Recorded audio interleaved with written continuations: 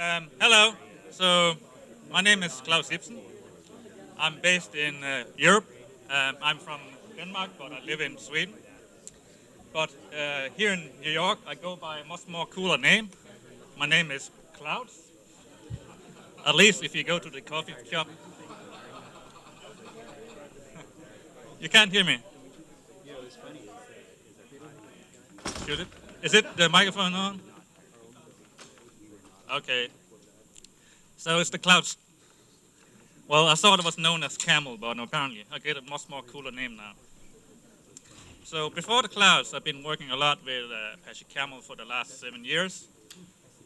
In that time, I also wrote a book about Camel, and stupidly, I'm writing a second edition of that book. And speaking of the book, I have a great deal for you. So I'll just wait 5 minutes for you guys to order the books. And there's a discount on 39% and using the code Camel39. So, but feel free to try other combinations. Maybe Camel 100 works. Well, it's only coffee money, you know. You don't get rich from writing books. You still have to do real work.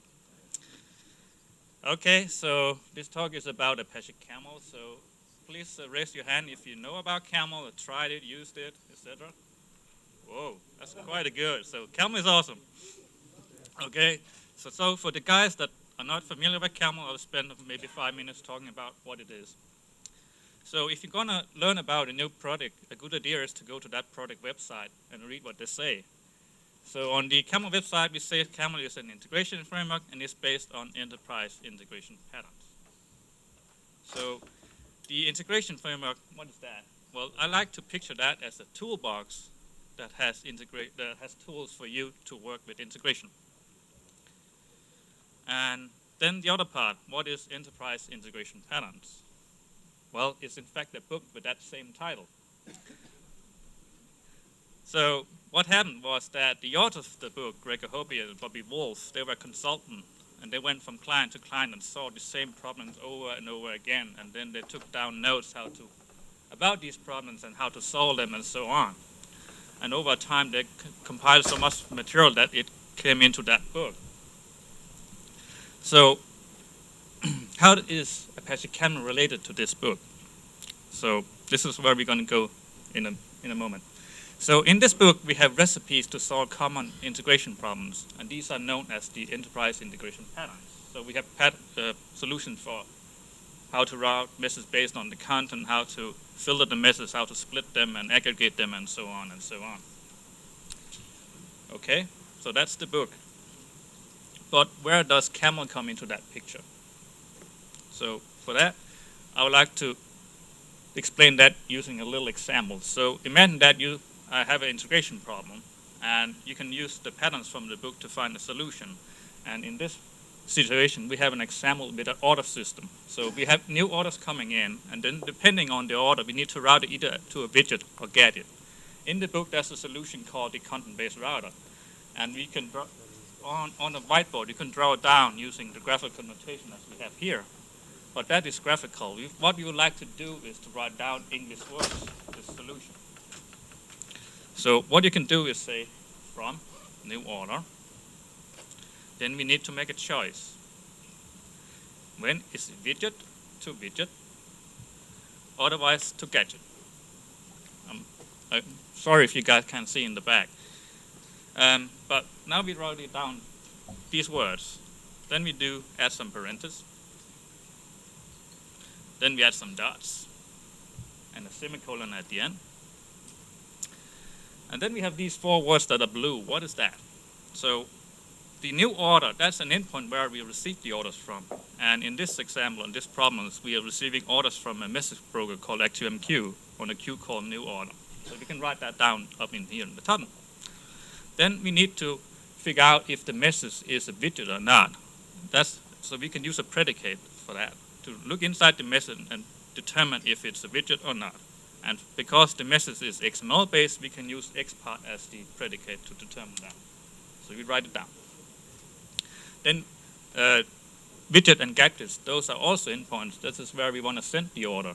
So if it's a widget order, it goes to that queue, or if it's a gadget order, it goes to the other queue. So we write all this down, and maybe you start to see where Camel comes in to the picture.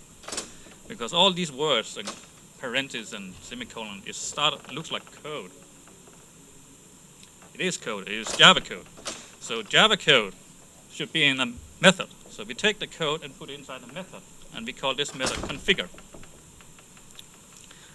And the method should be in a class, so we put this inside a class, and we call this myRoute. And pay attention, this is the first clue where Camel comes in, because myRoute extends Route Builder. And Route Builder is a class from Camel that allows you to define routes in the configure method. So what we have here is a solution for that problem we had before. In Camel code, you can compile and run. Camel also allows you to inline those endpoints and predicates and whatnot directly into the route. So this is the same solution, maybe a bit shorter, but still is readable for you as a developer, and maybe even for your boss as well. If you show him this code, he or she will have maybe understand what is going on. So also you can pay attention to the code here is abstracted away on a high level that allows you to focus about the business problem. So Camel abstracts away all the low-level details, how to connect to the message broker, how to pick up new messages when they arrive, how to execute the XPath predicate to determine if it's a widget or not, and how to send the message to a queue. All that code is out of the box from Camel, and all you need to write is at a higher level using the enterprise patterns.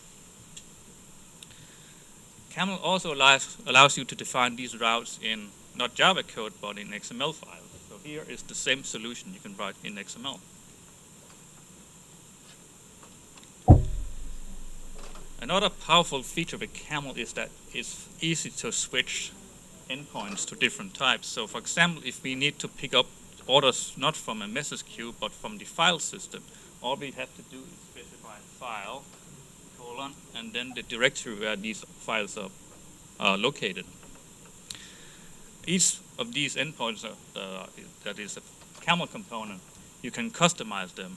They have different parameters you can configure. So if you want, for example, to say, okay, after I picked up the file, it's been fully processed. At the end, what shall I do with the file? Well, you can delete it, or you can move it, or you can leave it alone, or something else. So it's fairly easy just to say delete equals true.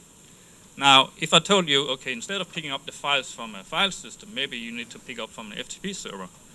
So that will not be so hard to do, because you can change the endpoint up here to FTP and then specify the server name and maybe the port number and the directory and the username and the password and some other kind of authentication. But it's all configurable, and you can do it up here without affecting anything of the rest of the code. And speaking of code, Camel is just Java. There's no hidden language. The code you see here is pure Java code or XML. There's no in-between and whatnot. So you can get all the powerful features of your Java editors today to assist you while you develop your Camel route. So this is from idea screenshot. Just press Control Space and it can show you a list of all the enterprise patterns you can use while designing the routes. And the editor can also show you Java docs as well, so you can get inline documentation as well while you work with Camel. And also your editor can help you with XML files, because there's a schema behind it, so it can also tell you which of these patterns you can use, and it has included documentation and so on and so on. Please feel free to raise hand and if you have any questions during my talk. Okay, so this is sort of like the 10,000 foot picture of, oh, there was a question? Yeah. Yes, sir? So the example you gave, you have a single router, right, sitting on a JVM in its Camel context. What if you have multiple copies of that version, different JVMs, they end up with a different Camel context? I mean, you understand that there is a way of contexts, communicating each other through messages. But what if we needed them to work together within the same context? Let's say pick up a context lays over multiple JVMs. Can we address that Well, that's probably a question that is a bit later on, but yeah, but you can use different kind of Camel components to do cross-context communication, whether they are based. Not cross-context communication. I'm asking about a single context lays over or context cluster. Well, It does with cross JVM, so the same context but cross JVM. Yes. JVMs can communicate with a zillion different customers. That's Yeah. correct. I mean, we understand, you can communicate between the different contexts, but if it's the same service deployed in different places for any reason, and you want them to coordinate within the same context, because there might be something within that context. yeah. that they need Sorry. to Well, let's take that question offline because it's not so relevant currently for this one. We need to move on. But feel free to talk to us afterwards. Okay, so this is the 10,000 foot of what is Camel is. So you have in the center Camel Context. So Camel Context is sort of like Camel, it's the runtime Camel. So the idea is that to this context you can add routes to it. And these routes you can use the enterprise patterns and your custom code and whatnot. That's for routing, transformation, validation, and so on. And then to speak to the outside world, you have Camel Components in the bottom. We already saw a few of them with the file and the GMS and FTP and so on. And speaking of components, there's a lot of those. We kind of lost track of keeping up to date how many components there are today, but there's roughly around 100 plus. Well, that's a lie. Recently, we introduced something called Camel Catalog. So the Camel Catalog has a fully awareness of all the components you have with the documentation and so on. And this is what we are utilizing in some of the tooling we're providing, but you, as an end user, you can also use the catalog as well. So now we know there's in fact 199 components in Camel 2.16, and I'm happy to say component number 200 is a Camel Kubernetes component. So we have a lot of components. Okay, so what is Camel if you kind of think about this in pictures only? So I say Camel is sort of like a lightweight integration toolbox. Then you have this book with all these enterprise patterns with the solutions. Then you can define routes in Camel using those patterns and your custom code and whatnot. And then you can use all these components to speak to the outside world. And all these things together, you have a nice little Camel. Okay, so that is Camel. Nice logo. Okay, so we move on to Camel and Microservice. So, excuse me. So, will it be a big surprise to you guys if I say that Camel is awesome with microservice? No. So, when Camel was created 8 years ago by this gentleman over here, it was designed as being a very lightweight, simple integration framework / library that you can use in any environment and platform of your choosing.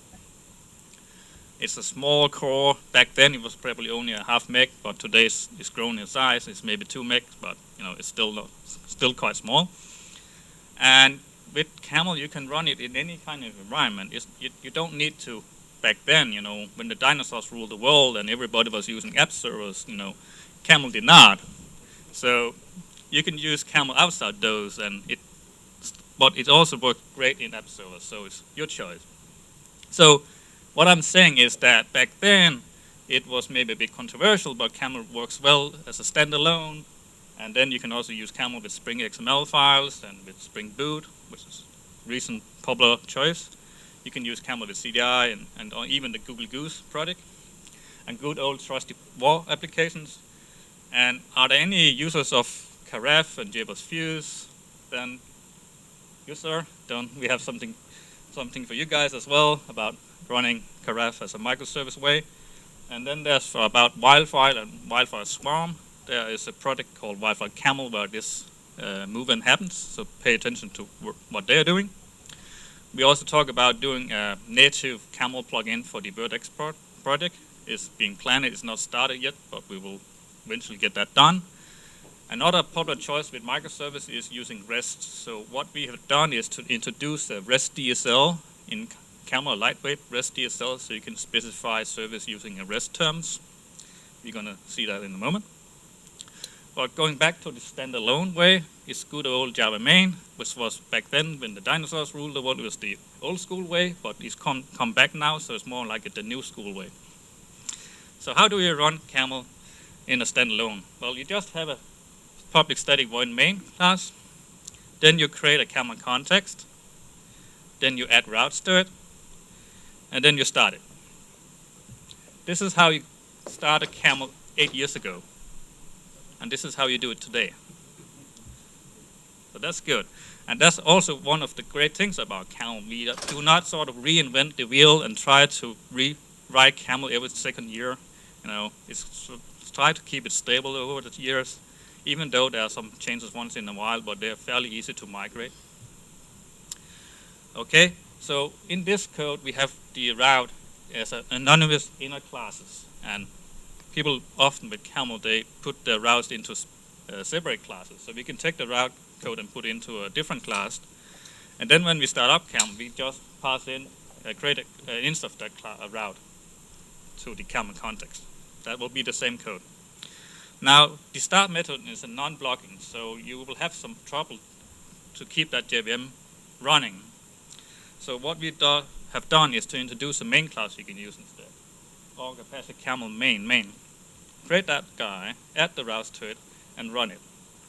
And then you can say enable hangout support. That means that Camel will be able to trap if the JVM is being terminated, and then allows to do a graceful shutdown as well. If you're using Spring, then you can do the same. There's a Spring main class, and then you could refer to the Spring XML files. A popular choice is in recent years, is to work with Spring Boot. So what you can do here is to use the Camel Spring Boot component. We have a class in there called a fat jar router. So it allows you to specify your Camel routes in that class, and then you can use all these standard facilities of Spring Boot with the at bean annotation, at component, and so on. And it's just a standard Spring Boot application.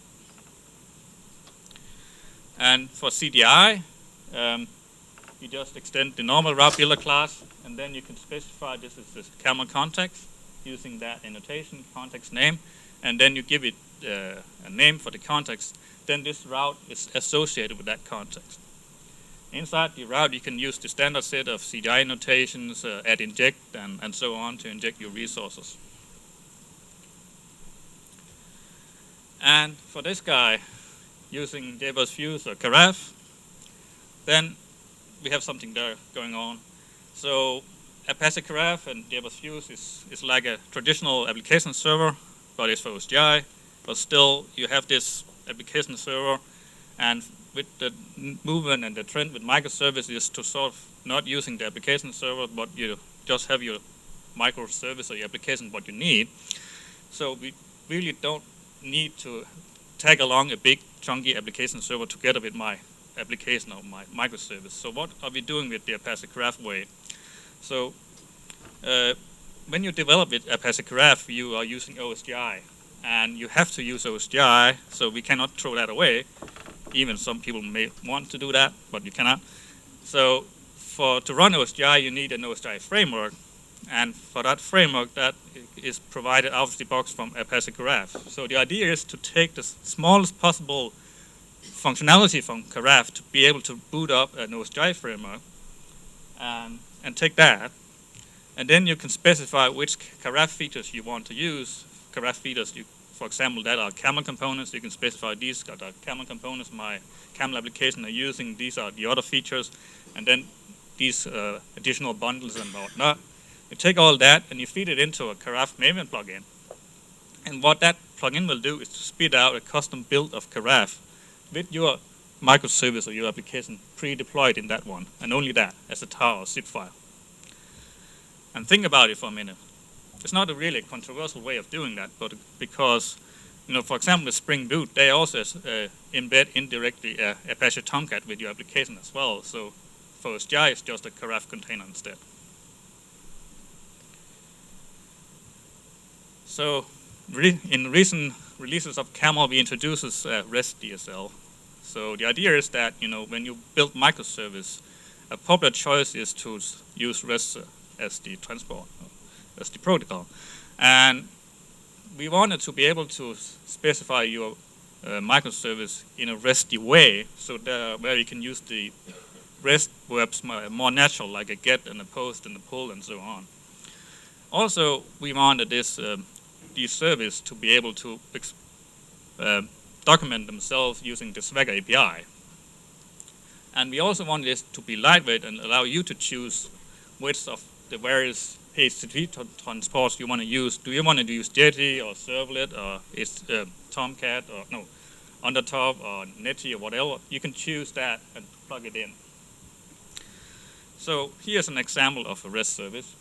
So in the route builder class, we just say REST, and there's a user service, and we have a get.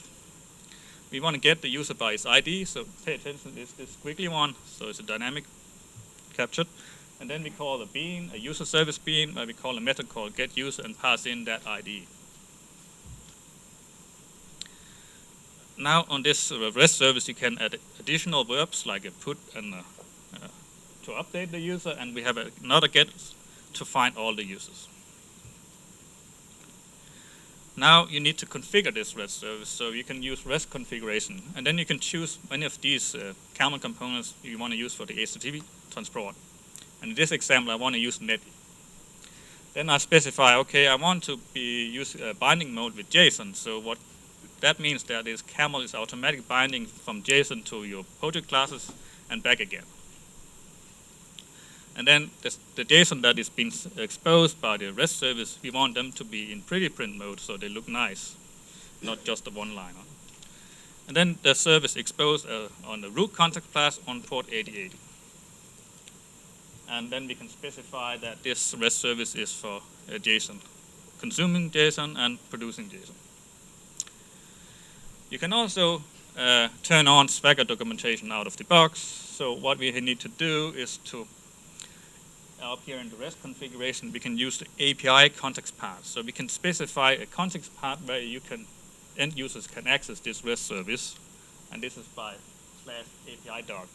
Then you can specify some parameters or some properties to your REST service. Those are Swagger APIs, so it's API title, API version, API whatever Swagger offers, you can type it there. Then in the REST DSL itself, you can further annotate that to specify more for the Swagger documentation. So you can add some description for the humans to read, and you can specify the input types and the output types and the parameters and so on. It's all specified in the DSL there. Okay. In the Apache Camel distribution, Do those properties actually influence the operation of the service, or do they only serve for documentation? they're only for documentation, yeah. We may be able to infer some of them a bit better than this, but this is the way we could do it today, yeah. And the project class, the user class and whatnot, you can annotate those with the standard Swagger annotation. So it all together combined is able to produce that Swagger documentation out of the box. And in addition to this, you just need to add the Camel Swagger Java module to the class part, and it's out of the box. And this service is also accessible over JMX, so you don't have to use the REST call to access it, but you can also access it using JMX. And this example is shipped in the Apache Camel distribution. You can find it there. And there's even one where we build a WAR file where we embed the Swagger UI console from that product, so you get that nice Swagger UI console as well. But I guess later on we hear more about Swagger and JSON and API and governments and whatnot from the API man team. Okay, so let's go for the fun part. Let's build a microservice with Camel. So for this demo, we're going to use a very simple service. We call it a microservice that is a hello service. So on one side, we have a Camel application that exposes that service, and we have on the other side, of course, also a Camel that calls this service. So the idea is that you can call it and specify some name, and then the hello service will greet you back saying, hello, Klaus, I'm fine, and whatnot. So for the hello service, we want to use HTTP as the transport, so we can use Apache Tomcat as a WAR file to contain this service. And for the for the client side, we just want to use a standalone Java. Then the Camel routes are very simple. On the server side, it's just a from servlet and do a message transformation. On the client side, because we want the client to trigger by itself, we use a timer. So every X second, the timer triggers, then we call the service, and then we log it. To build this service, we can use Maven Archetypes. So we have one archetype called Camel Archetype Web to build the web application, and then another one to build a standalone. We use CDI, but you can also use, any of the other Spring Boot or whatnot. So to use Maven Archetypes, you can use it from the command line from Maven Archetype :generate. Then it runs in an interactive mode where it generates a list of all the Maven archetypes there is in the entire world, and then there's like 1,000 or something. It's hard to navigate that, so you can fill it, type camel, and shrink it down, and you can choose the one you want to use. But it's standard Maven, so any kind of tooling supported as well, so you can use wizards in Eclipse or IDEA and whatnot. The web archetype creates a product that is actually surprise, ready to use out of the box. So it's a simple route that just say, hi, I am a host name, and hello, how are you? So we don't have to do much in that code. But the CDI example, we need to change the code a bit because we need to call the HTTP service. So for that, we need to add a Camel component that can speak HTTP. So we're going to use Netty for that. And then we're going to configure the Camel endpoint to tell it which endpoint to call, localhost 8080, and so on. And then update the code a bit. We need to set a header with the name we want to call the service with. And the name we want to use a Java code to generate the name. So we just have a Java code where we change the name to something. And then we should be ready to run this. So, okay, so let's be brave and go out in real demo mode. No scripts, no recording, no nothing. So this can only go one way, right? So here I have pre-created the CDI archetype. That's the only thing I've done, and I loaded inside IDEA. And I entered the presentation mode. That's why it looks so fun. So I have installed some of the tooling we have for Camel. Is based on JBoss Forge, and we have some Camel add-ons, and also for Kubernetes and Fabricate that makes it very awesome to work with that. But what we need to do is to add that HTTP component. So you can use two fingers, Option, Command, and then number 4, and then hope it survived. Yes, it survived. So JBoss Forge shows a list of available commands you can run, and there's a one called Camel add. Oh, damn, that's a lot. Add endpoint, and this is route builder. That means Java. So we want to add an endpoint, the HTTP endpoint. Okay, so far so good. So, and up here you can filter the components based on sort of like the type it is. So we are looking for something that can do HTTP, but they are sort of labeled with any kind of different things. So if you look for something for social, we have Facebook, LinkedIn, Slack, and blah blah blah blah. But it's the HTTP stuff we are looking for. So we're going to find not Hadoop, but HTTP. And then the component name here, this is Camel component that are relevant about HTTP. So we choose Netty 4. I kind of like that one. Then we need to give it a name, this endpoint. We call it Netty, but you can type anything. And now we need to configure that endpoint. And the wizard here is purely driven by that catalog I talked about before. So it is able to slurp in the information about each of the Camel components, how many options they have, what type they are, and so on, and then build the UI for that. So this is a localhost and 8080,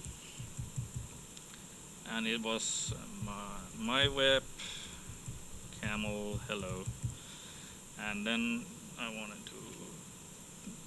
just want to disable keep alive and do a disconnect so we don't have session affinity. So if I want to run this application, it's more fun with load balancing, so it will immediately fail over to another one. Now, the Netty component has more options than this on this screen, but I cheated a bit, so I made a hack in the tooling to just show only the first page, but you know, there are other options.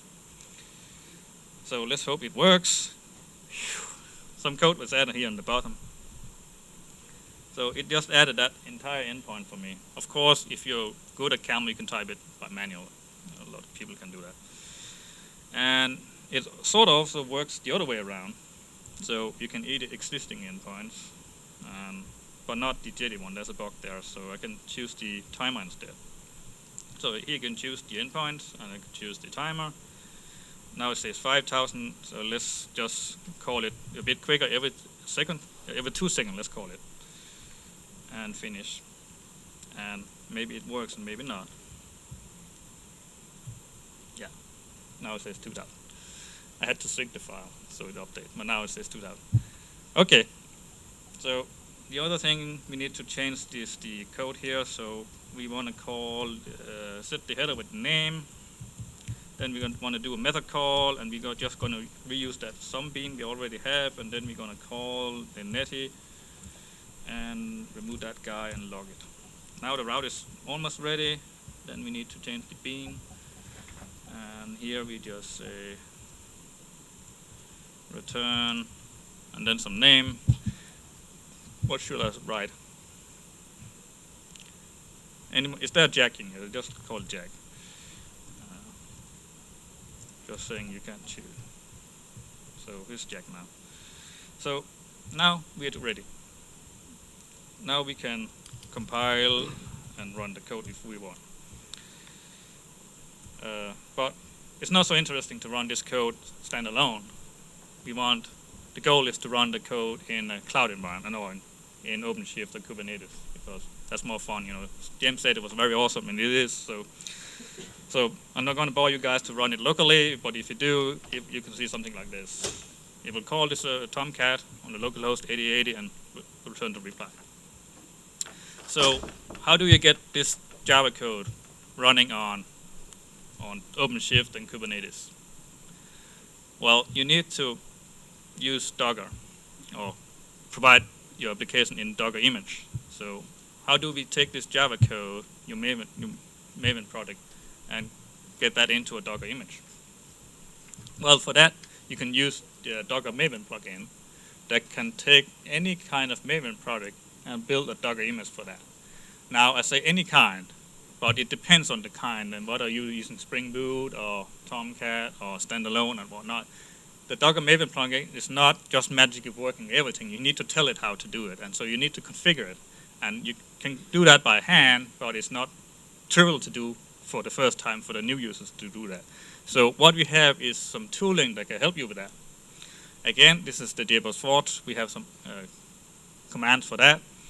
You can run the Forge tooling from a command line as well. Just boot it up with Forge, and then you can run the command. There's a Fabricate setup command that sets up this Docker plugin and makes it ready for running in OpenShift or Kubernetes. You can also run it from your Java editor like IDEA or Eclipse or whatnot, again using that command Alt4 and choose it. So I'm going to do that in a moment. And if you do that, this is the sort of thing that it will add to your Maven POM file.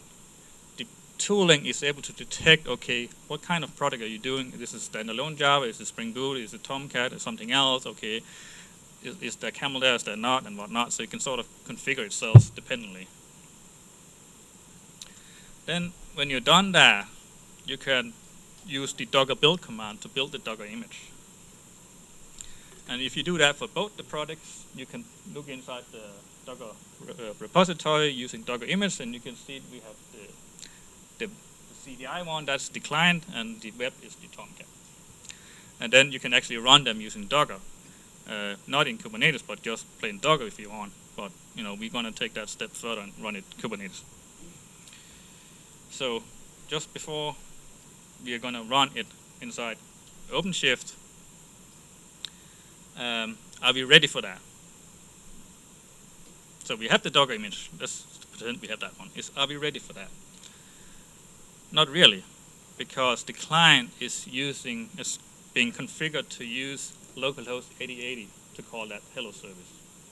But in a dynamic platform like Kubernetes and OpenShift, that service is not on localhost 8080. And both Tim and James have already talked about it. What is the solution for that? The most overloaded term in the world, apparently. So yeah, it wins all the time. So if you're in doubt, just say service. So we need the hello service Tomcat application to expose that service using a Kubernetes service. Yay. Okay. And when we've done that, then we are ready. So again, what was a Kubernetes service? Well, I think this is the guy that can explain it really well. So this is my words or some words. So it's sort of like an abstraction or network connection to one of our pods. And I think Tim said it was sort of like pods that work together. But the crucial point for me is that the service gets assigned an own IP and port number for the entire life cycle of that service. So you as a client just need to get that IP and port number one time, and you can use it forever when you want to access this service.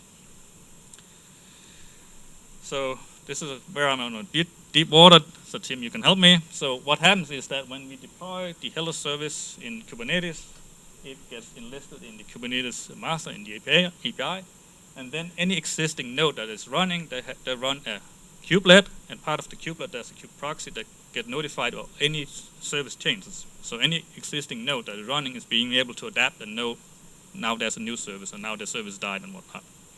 So when the client wants to communicate with that service, it actually, without knowing it, it actually uses the kube proxy to access the service. And the kube proxy is able to load balance and choose the right one. And if you're not happy about the load balance that they provide, you can build your own, because Kubernetes is awesome. It has public API, and it's just, as James says, it's just 10 lines of code, and everybody's happy. Okay, so how do we get that service defined inside the hello world? No, the Tomcat application. How do you create that service? Again, you can use some of the force tooling we have. There's a command called fabric Kubernetes service. Then you can, as a wizard, you can give the name. You can specify the port numbers. One is for the internal port number, and the other one is the outside. The internal one is the important one. It's the container port. You have to use the port number of the Tomcat, for example. And Tomcat uses 8080, so that should be 8080. But the outside port number, you can choose anyone. As Tim said, you're free to choose anyone. You can use number 80 if you like, or something else.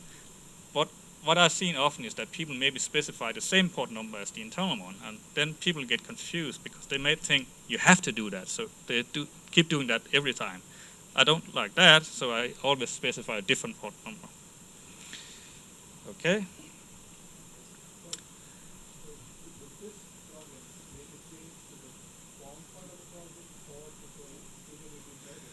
Good question, and the answer is coming here on the slide. So if you run the wizard, it modifies the POM file of your Java project, and it adds these 3 lines where it says the service name, the port, container port, and the port. So you can do that by manual as well, but that is what it does. Yeah, but we are not ready. We need to expose that service. And then to build the Docker image and to build the Kubernetes JSON file. Maybe this is old school, this is JSON, this is not YAML. We have this Fabric 8 Maven plugin James talked about. There's a JSON goal. So as part of building your applications, you run this goal, and it spits out the Kubernetes JSON file, and you're ready to deploy that inside Kubernetes. And I think it's time to try that out. In just a short while, just one last thing I would like to cover is don't worry, we're going to see that in action in a moment. So from the client side of view, it wants to access the hello service. It's no longer on localhost 8080, but it's somewhere else. We learned it got assigned an IP address by Kubernetes, and we specified port number to 8282. So at least we know the port number now. But what is the IP address? We don't know that. That's been assigned when you deploy that service. So what I've done here is to pre-run this example. Quite surprised. But so I did a remote access to one of the client, and then I dumped all the environmental variables, and as you can see, the hello service has been assigned the host name up there and the port number. So from the client point of view, to access a service is very easy because Kubernetes, when it boot up the pod, every service gets assigned into the container as environmental variables in pairs of 2 with the host name and the port. So you, as a developer, don't need to have any Kubernetes Java library or any other client-side library to look up those services. It's just an environmental variable that is easy to look up in any programming language. And surprise, surprise, we made that even easier in Camel. So you can just specify the service name using squiggly, squiggly, service colon, and then the name. So what we need to do is to change the client code. Instead of using localhost 8080, is to service colon name. And then we should be ready. Okay, that was quite a lot. So let's go back to the code here. And what we need to do on this guy is to use the service here instead of localhost. Service colon name. And then we need to add the Docker plugin so we can build a Docker container. So use the force tooling and hope the fabric setup command is here. And it comes up with a wizard. And yay, it actually figured out there was a camel product, so it chose a camel icon. And it's a main class, and there are some other options you can turn on and off. So now we click finish, and really hope it generated it. Just to make sure, we take a look in the POM file. Yeah, there's a lot of things happen. So here we have the Docker plugin and how it's configured, and down here we have the Fabric Maven plugin with the JSON goal, and then we have some additional Maven profile that makes it easier to deploy and build your application in just by referring to the profile instead of having a long command line. Let's speed up. Okay, so I'm gonna try fabricate local deploy and build that one. I have already running Kubernetes locally on this machine with OpenShift 3, and I already deployed the Tomcat application, so it's running. And yes, damn, it's F8, not fabricate as the profile name. I'm not sure why Roland chose to call it F8, just to confuse people. So, okay, so while it's deployed, and I'm gonna tug away that to show you the web console so you can't see any errors. So this is the web console of the Fabricate project, and we can see here we have some parts, and we have the replication controllers, and we have the service, and there's some apps, and sort of like a combined view of your parts and whatnot. So over here, if we are lucky, then we should see the CDI coming up. My CDI, so that's a CDI one here, and there's a my web here. So what we can do, hopefully it will work, is we can look inside that one. No, it doesn't work. There's some error. Damn. That's why you don't do live demos. So we try the other one. So we look inside the Tomcat application. That one works. And you can see the camel route diagram. It's been clipped up here because I'm a smaller screen, so it clips the screen, sadly enough. But if I can click at the source code, this is the route in XML, and if I could actually be brave, I can change it here, saying bye instead of hello. And you can't see it, but there's an update button here. So now I updated that route in real time, but it's transient. It's just it's not saved on disk or anything. You know, if you kill the part, it's not updated. So it's just for playing things. So what I'm saying is that we can access this service. We can try the service. So here, hit me. So I created a script that is accessing this this service using curl and in while loop. So it will call this service the hello service. So let's try to run that one. Hit me New York. And here it says bye because I changed it. So now that one, at least the script works, but not the code I wrote works for some reason. So one thing I think Tim has already shown, you can scale up and down the pods. The console is here. So I can go to the controllers. Instead of having only one pod running the Tomcat application, I can scale it up for 3, for example. And I'll scale it up. And they are currently being scaled up. You can see there's 2 pending, there's 1 currently running, and 2 on the way. So these 2 should be green in the moment. Now they're all green.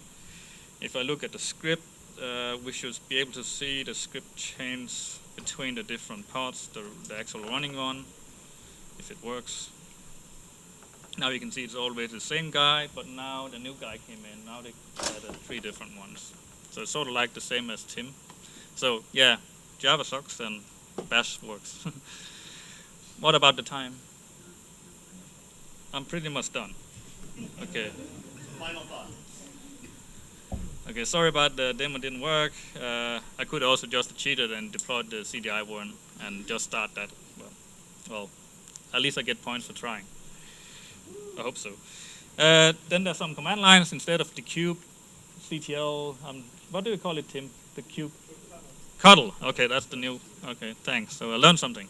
So instead of using the cube cuddle, you can use OC as well, but they can do both. Both are awesome. You can get the pods, you can get the service, you can look inside the logs, you can get the routes, and this is HA proxy from OpenShift, so you can actually access the service from your web browser. Using DNS, you can change scale them up and down, and they are load balancing. And okay, so end of slides.